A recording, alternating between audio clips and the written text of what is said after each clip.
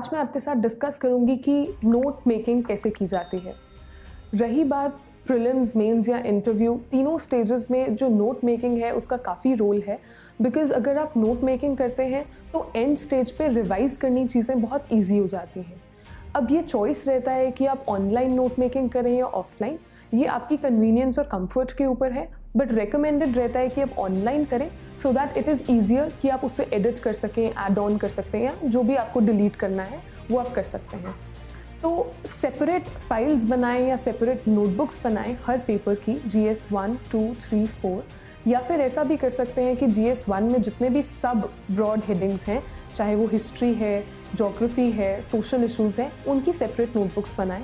उसमें जो subject wise keywords या टॉपिक्स गिवन हैं टू बी कवर्ड, उसको आप अलग से नोटबुक में लिखें और उस हेडिंग के अंडर जो भी आप स्टैटिक पढ़ रहे हैं या करंट से पढ़ रहे हैं उसी हेडिंग के अंडर ऐड कर दें।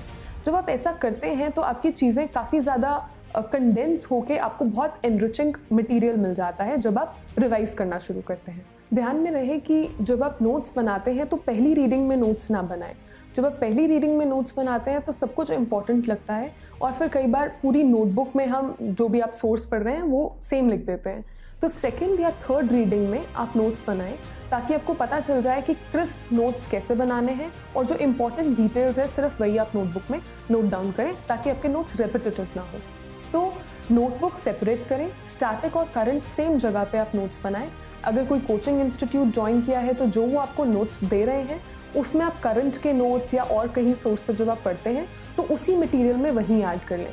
क्योंकि अगर आप एक ही नोटबुक करंट अफेयर्स की बनाते हैं तो मेरा मानना ये है कि वो फिर बाइफर्केट नहीं हो पाती है नॉलेज। जब आपको मेंस में नॉलेज चाहिए सब्जेक्ट वाइज या वहाँ पर आपको रिप्रोड्यूस करनी है वो चीज़ें, तो ईजी रहता है जब आप उसी तरह से रिवाइज करें, तो वो आपके दिमाग में उसी तरह से इम्प्रिंट होता है और उसे फिर एग्ज़ाम में लिखना ईजी हो जाता है।